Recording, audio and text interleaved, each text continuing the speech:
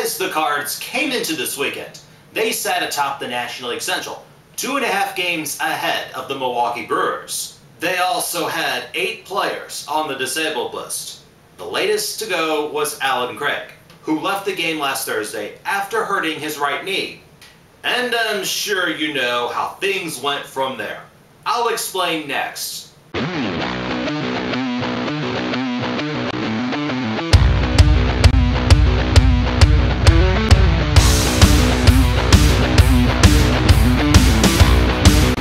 Cards got swept this weekend at the hands of the Milwaukee Brewers, falling out of first place once again. Kind of like deja vu all over again, isn't it? Except this time, no whiny bitches taking cheap shots against the Cardinals. Instead, just a bunch of gimmicks for their fans. Friday night, it was retro night as the Cards lost 8-0. The Brewers broke out their Harvey's Wallbangers unis. Apparently, somebody forgot to notify the Cards equipment staff.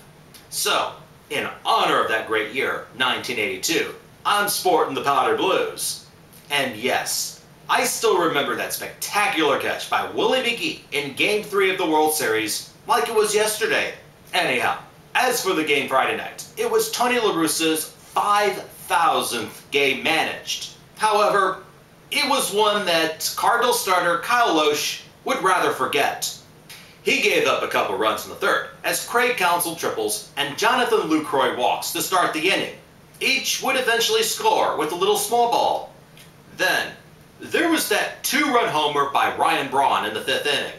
Lohse would eventually get out of that inning, but he was replaced by Ryan Franklin, who happened to be in vintage form, starting things off giving up a home run to Corey Hart and an RBI double to Ricky Weeks to make it 6-0.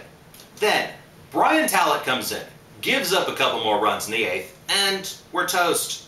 Meanwhile, their starter, Chris Narveson, goes 8, gives up 6 hits, and strikes out 6. All of those hits were singles, except for a double by Yadier Molina in the 2nd. And that's as close as the Cards got to scoring all game long. Saturday night, it was apparently the Telemundo Game of the Week. Actually, it was something called Cerveceros Night, and to celebrate, Milwaukee wore beer-colored jerseys, which wasn't much better for Los Cardinals, as they lost to the Cerveceros 5-3. There was a spectacular catch by John Jay in the 4th, and a solo home run by Lance Berkman to give the Cards a brief 2-1 lead in the 6th.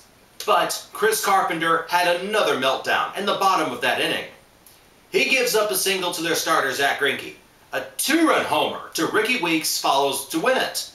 Follow that with a couple of outs, a couple of walks, and a 2-run double by Hart for good measure. The Cards would score another run in the 7th, but it wasn't quite enough. Sunday afternoon, no gimmicks, but the same results. Another blown lead, and another loss, this time 4-3. The Cards got a couple of runs in the 4th on an RBI single by Skip Schumacher, and Colby Rasmus had an RBI double in the 6th. And once again, the bottom of the 6th, things totally fell apart. This time, Jake Westbrook was the victim.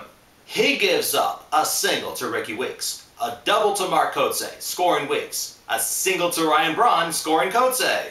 Then, a 2-run game-winning homer to Prince Fielder, who almost fell over when hitting that shot. But remember, while Fielder may wobble, he'll never fall down.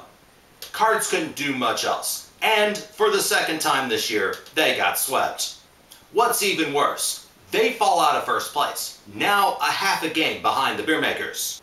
Now, before anyone out there starts to panic, we're only in the middle of June. There's still lots of baseball to be played. And in the immediate future, the Cards appear to have a better schedule than Milwaukee does. The Brewers go on the road for their next 6, and for them, they're just not as good away from Miller Park. They go to Chicago for 3. Then, more than likely, hit that brick wall in Fenway.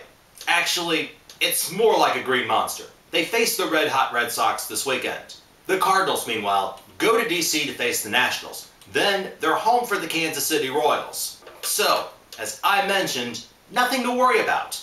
Now, for my question of the day. Here's a real hot topic everyone's talking about. What are your thoughts about possible baseball realignment? My take, leave it alone.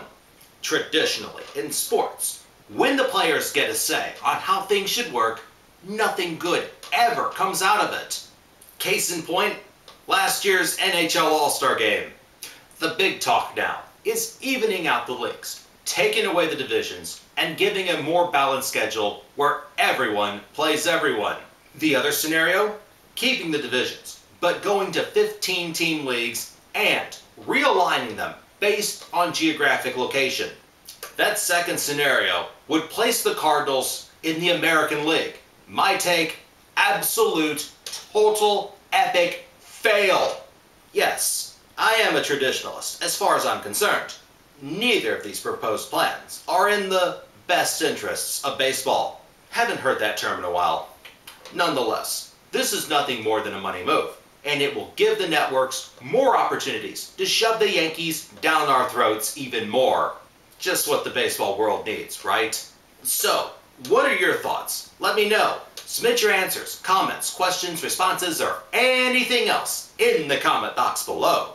Subscribe on YouTube, follow me on Twitter, and don't forget to check out www.i70baseball.com. Cards look to get back on track in the nation's capital against the Nationals. Kyle McClellan's back, and Matt Holliday's soon to follow. Should be a fun week. See you next time, and go Cards!